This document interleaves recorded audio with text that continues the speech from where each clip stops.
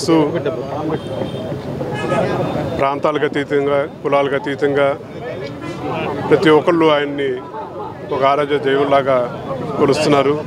తప్పకుండా రాను రోజుల్లో కూడా ఇవాళ ఏ ఐకమత్యంతో ఉన్నారో భవిష్యత్తులో కూడా అదే ఐకమత్యంతో ఆయన ఆశయ సాధన కోసం అందరూ కృషి చేయాలని చెప్పి కోరుకుంటూ రాధారంగ మిత్రమండలి అలాగే రంగా యువసేన ఇతరితర సంస్థలతోటి ప్రతి ఒక్కళ్ళు వాళ్ళ కార్యక్రమం చేస్తూ ఉన్నారు. వాళ్ళందరికీ హృదయపూర్వక ధన్యవాదాలు తెలియజేస్తూ ఉన్నాను.